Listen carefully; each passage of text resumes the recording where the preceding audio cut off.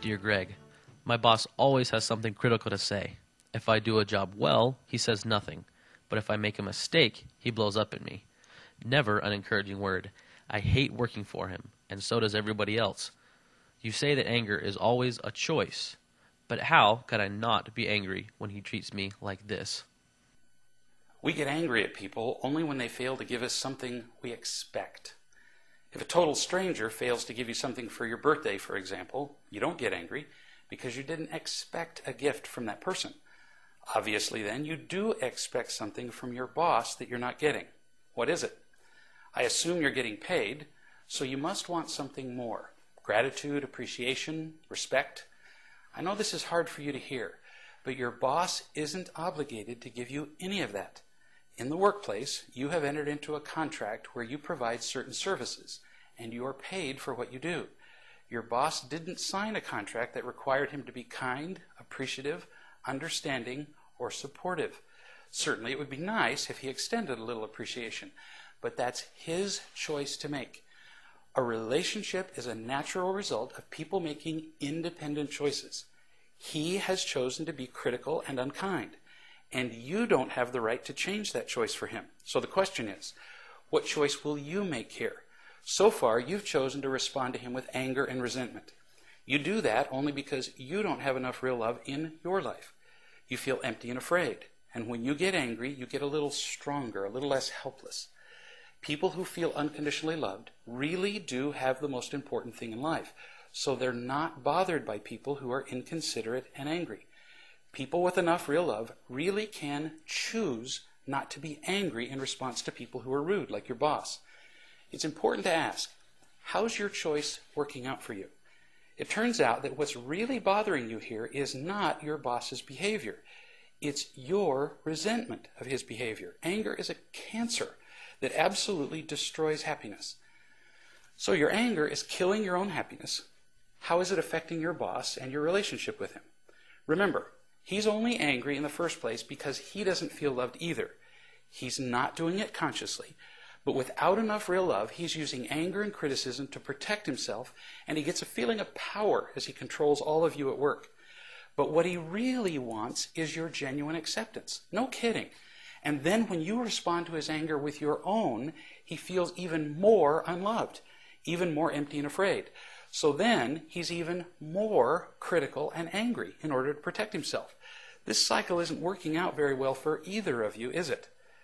You can't change your boss, but you can change you. Make a conscious choice to let go of your expectations of him. That will be easier if you can remember two things. First, remember every day that he's just empty and afraid. When you see him in that way, as a large, needy child, it will be much harder for you to resent him. Second, remember that you have no right to demand appreciation and respect from him. You don't get to control other people, ever. Most important, you need to get enough unconditional love in your own life.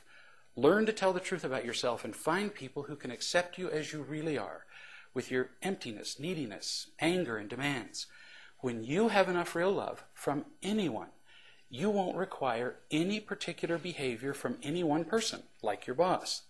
When you feel loved enough, you won't be bothered by your boss's behavior anymore. But that does not mean you have to stay in your present job. As you're learning to feel loved, his attacking behavior might just be too much for you. If so, you might have to get another job. If you decide to stay, though, you have to stop resenting him. Resenting him will only make you miserable, and it will make your boss's attitude worse because, as we talked about, you do communicate your attitude about him, and he feels it. Then he reacts to your anger, and everything gets worse. I am not suggesting that you stop your resentment through sheer willpower, fat chance. No, use the steps we've already talked about. I know a man named John who had a boss who was impossibly demanding and ungrateful. Many times John wanted to quit his job, but he asked me almost the same question you asked. And I gave him the same answer I'm giving you. And he did what I suggested. Rather than resenting his boss, he started taking responsibility for his own anger. He realized that he'd been communicating his resistance and lack of cooperation to the boss, and he realized that he was unfairly expecting approval and respect from the man. So instead of making demands and being resentful, John took the steps we talked about. He told the truth about his selfishness to some friends and got their acceptance.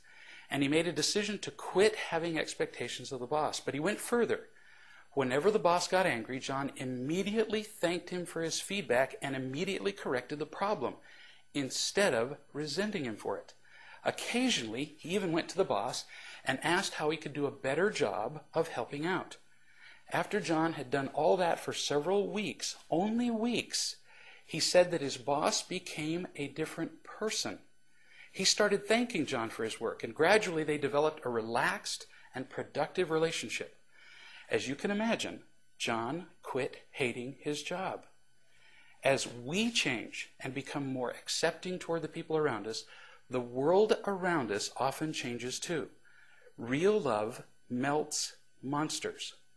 But sometimes the people around us don't respond in positive ways to our attempts to love them. So what? Even when angry people stay the same, we become much happier as we accept them and give up our expectations and anger. It's always about real love.